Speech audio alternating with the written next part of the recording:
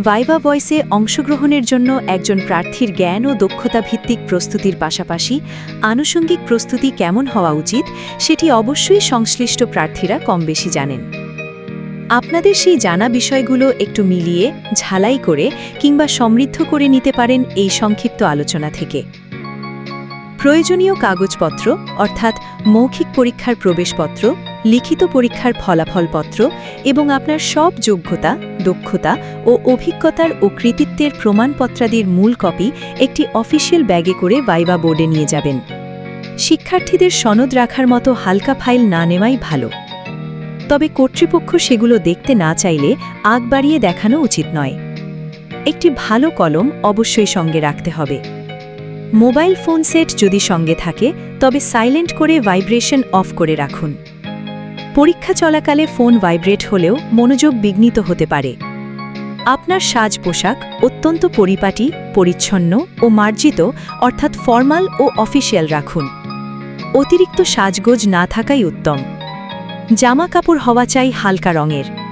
কালো গ্লাসের চশমা ও ভারী গয়না পরিহার করা উচিত। অর্থাৎ বেশি জাঁকজমকপূর্ণ নয়, আবার বেশি সাদামাটাও নয়। এমন জুতা পরা উচিত নয় যেটিতে হাঁটতে গেলে শব্দ হয় কিংবা অতিরিক্ত সতর্কতা অবলম্বন করতে হয়। যে পোশাক পরে আপনি অভ্যস্ত নন সেই পোশাক না পরাই শ্রেয়। জামা, চুল বা চশমা এমন থাকা উচিত নয় যেটি বারবার ঠিক করতে হয়। নির্ধারিত সময়ের অন্তত 1 ঘন্টা আগে ভাইভা ভেন্যুতে উপস্থিত থাকুন। তাতে আপনার মানসিক চাপ কিছুটা প্রশমিত হবে। অন্য প্রার্থীদের সঙ্গে সামান্য সৌজন্য বিনিময় করুন। প্রয়োজনে হাত মুখ ধুয়ে ফ্রেশ হয়ে কিছু খাবার খেয়ে নিন। ওই প্রতিষ্ঠানের পরিবেশ মনোযোগ দিয়ে দেখে রাখুন। সঙ্গতি বা অসঙ্গতি মনে রাখুন। আপনি কতটা সজাগ সেটি যাচাই করার জন্য এ সম্পর্কিত প্রশ্ন করা হতে পারে। নিজের গতিবিধি সংযত রাখুন। ভেন্যুতে আপনি সিসিটিভি ক্যামেরার আওতাভুক্ত থাকতে পারেন। সাক্ষাৎকার কক্ষে প্রবেশের আগে অনুমতি নিন। মৌখিক পরীক্ষার কক্ষে আপনাকে বসতে বলার জন্য অপেক্ষা করুন। নিজে থেকে বসার অনুমতি প্রার্থনা করবেন না। চেয়ারের পাশে দাঁড়িয়ে সালাম বিনিময় করুন।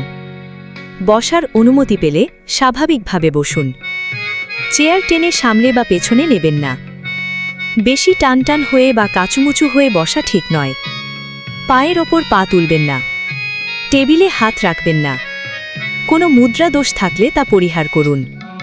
বারবার নাকে হাত দেওয়া, হাত কচলানো, গলা পরিষ্কার করা, করা, ঘাড় মটকানো, পা দোলানো, চেয়ার ঘোরানো, জামা বা চুল ঠিক করা এসব যথাসম্ভব এড়িয়ে চলুন। এগুলো অন্যদের জন্য বিরক্তিকর।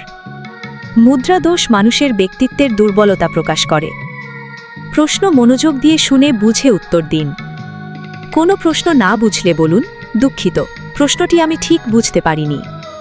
প্রশ্নকর্তার দিকে তাকিয়ে উত্তর দিন। কেউ প্রশ্ন না করলে সবার দিকে তাকানোর চেষ্টা করুন। কোনো প্রশ্নের উত্তর জানা না থাকলে পরিষ্কারভাবে বলুন, দুঃখিত, এটি আমার জানা নেই। মোটেও নার্ভাস হবেন না। এটি অযোগ্যতা প্রকাশ করে। আপনাকে পাজল করার চেষ্টা করা হলেও পাজল হবেন না। পূর্ণ আত্মবিশ্বাসের সঙ্গে উত্তর দিন। অতিরিক্ত উঁচু বা নিচু স্বরে কথা বলবেন না। পরিমিত স্বরে কথা বলুন। নিজের সম্পর্কে বলতে বলা হলে পরিবারের সদস্যদের কথা বেশি না বলে নিজের নাম, জেলার নাম, শিক্ষা, শখ, কর্ম, আগ্রহ, অভিজ্ঞতা, কৃতিত্ব ও ভবিষ্যৎ পরিকল্পনা সংক্ষেপে তুলে ধরুন। রাজনৈতিক প্রশ্ন করা হলে রাজনৈতিক বক্তব্য না দিয়ে শিক্ষণীয় উত্তর দিন। ধর্মীয় ও সমসাময়িক প্রশ্নে রেফারেন্স দেওয়ার চেষ্টা করুন। এমন ভাব প্রকাশ করবেন না যেন প্রশ্নকর্তারা শিক্ষক আর আপনি শিক্ষার্থী। আবার এমনও নয় যেন আপনি প্রধান শিক্ষক আর অন্যরা শিক্ষার্থী। মুখস্থ উত্তর না দিয়ে ডিসকাশন মোডে নিজের জ্ঞানের গভীরতা প্রকাশ করুন।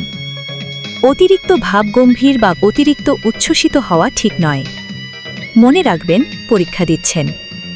প্রশ্ন বাংলায় হলে বাংলায়, ইংরেজিতে হলে ইংরেজিতে উত্তর দিন।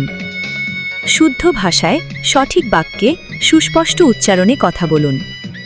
যে বিষয় কম জানেন সেটির উত্তর সংক্ষিপ্ত করুন। যে বিষয় ভালো জানেন সেটির উত্তর বিস্তৃত করুন। তবে অপ্রাসঙ্গিকভাবে বেশি কথা বলে বাচাল হবেন না। একাধিক শুদ্ধ উত্তর থাকলে আপনার উত্তরের পক্ষে যুক্তি দিন। সর্বক্ষেত্রে ভিন্ন ধর্ম, বর্ণ, জাতি, লিঙ্গ ও সম্প্রদায়ের প্রতি শ্রদ্ধাশীল থাকুন। নিজেকে সবজান্তা প্রমাণ করতে যাবেন না। কথায় ও আচরণে ভদ্রতা বজায় রাখুন। সাক্ষাৎকার শেষে সবাইকে ধন্যবাদ দিন।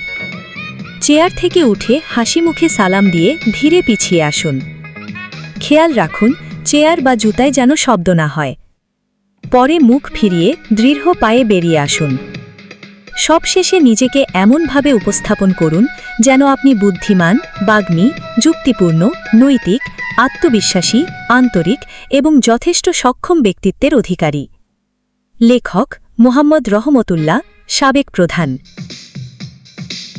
ভিডিও সম্পাদনা এটিএম আশরাফুল ইসলাম সরকার, রাঙ্গা।